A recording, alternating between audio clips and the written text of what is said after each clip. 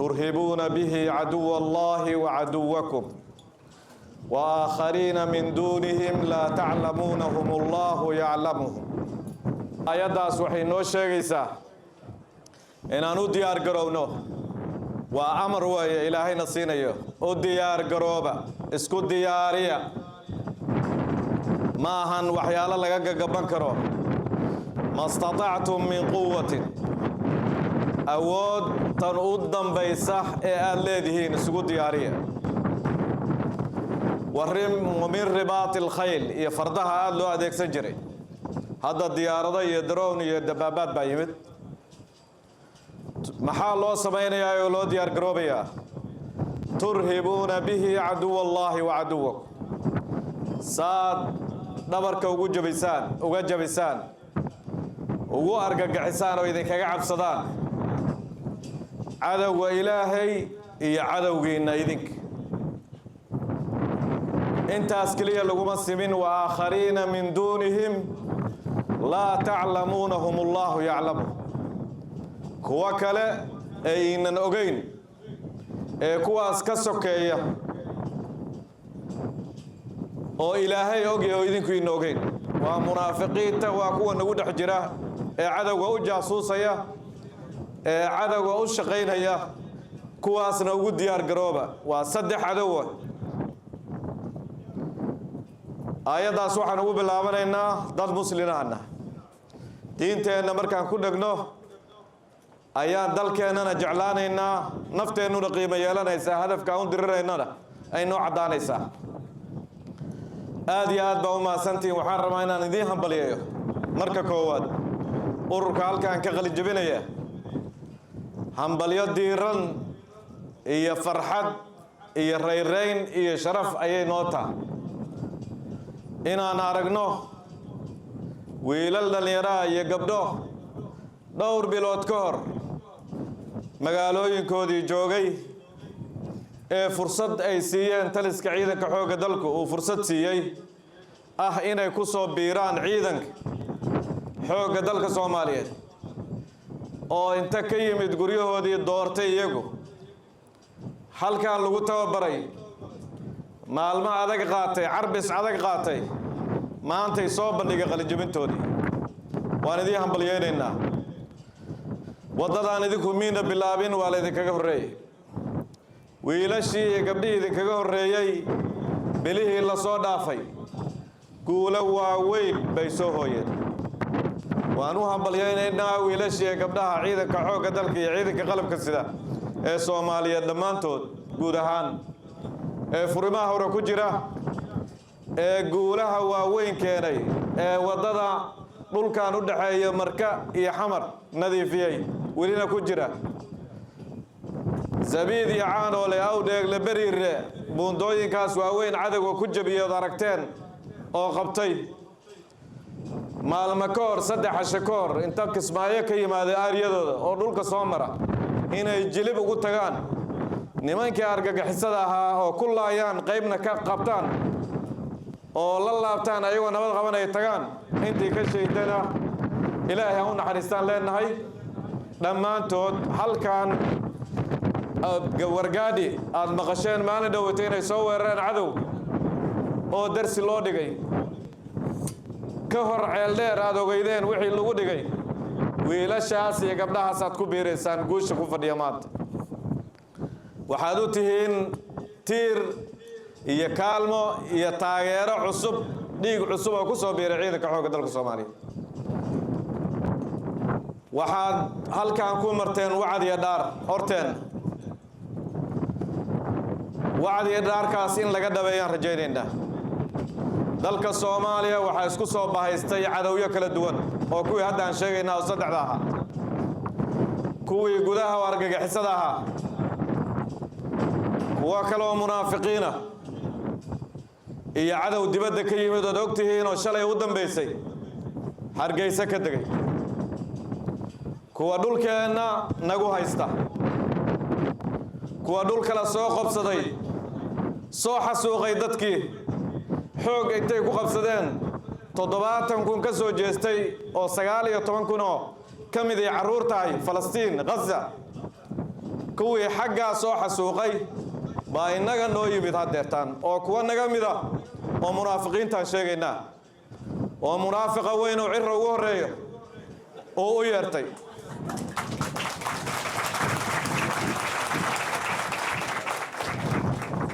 kuwaas ayaa hadda nala soo darsay waxaa noo gacmo qabanaya kuwaas oo noo gacmo qabtay cadowgan khawaarijta waxaan rabnaa ciidankan awooddiisu waa cir iyo dhul iyo badba inuu soo xidho cadowgan ciidanka xoogga dalka Soomaaliyeedna waa la hadlayaa dhammaantiis meelu joogaba iyo dufcada hadda qalin jabinaysa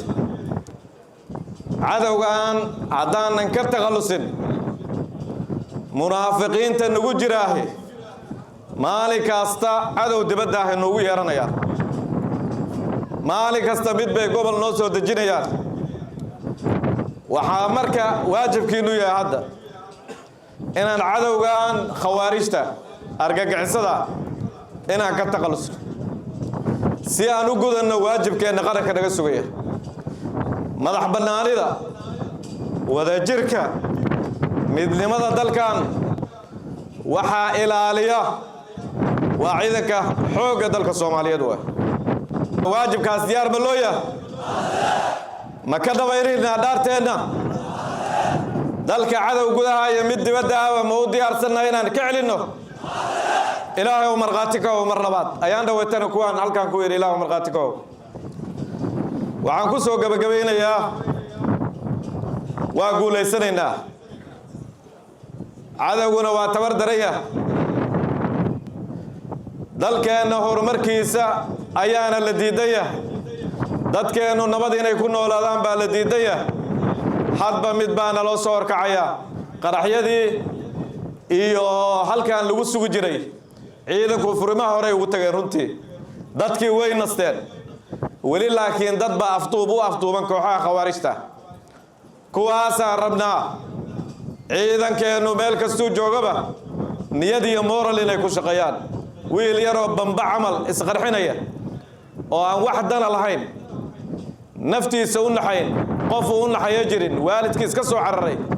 caasi dalkiisa ku ah hooyadiis ku ah aabihiis ku ah diintiisa ku ah wiilkaas yarkaa waa ka guulaysan karnaa ee diyaar ma nahay inaan ka guulaysan waxaan idinkula dardaarmayaa ciidan waa wax adag wax fudud maaha laakiin ninka ragga ha doorta ninka ragga iyo gabadha ragga ah iyaduna shankaroonta ayaa doorta ciidan haddaad doorateen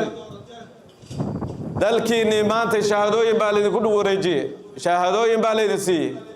laakiin waxa laydin siinayo waa ammaanadii dalka Soomaaliya amnigiisii difaaciisa iyo dagaalkiisa ayaa qorta laydin sura ilaahay idinku asturo waxaan u hambalyeeynaya qoysaska ay maaragtay wiilashan qalin jabinaya maanta la farxaya waan u hambalyeeynaya wiilashiinii diyaar bay u noqdeen kuwa injineera kuwa beeraha aaday kuwa dhakhaatiira laakiin kuwaas oo dhan waxay rabaan kuwa difaaca hooyada kuwa difaacday rabtaa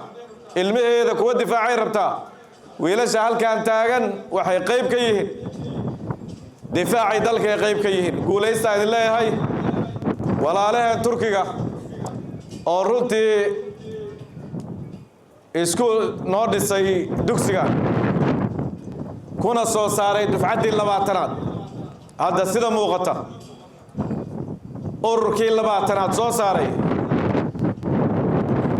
way ku mahadsan yihiin wax la heri kara maahan ciidankaada in lagu la dhiso dawlado kale oo nasaacidana way jiraan way mahadsan yihiin ayaguna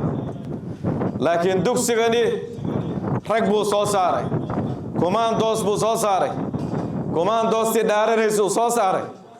kuwa cadawga xanuujiyu soo saaray waxaan rabnaa mahadcelin ballaaran baan u jeedinaynaa safiirka iyo generaalka iyo dawladda Turkiga inta wakiilka ka halkan joogta waxay soo saarayaan rag kaliya maahan ciidane dhulka hoostiisa khayraadkii nagu jirana waa noo soo saarayaan ومرة إن شاء الله لبدا مدحوينه isla daafureen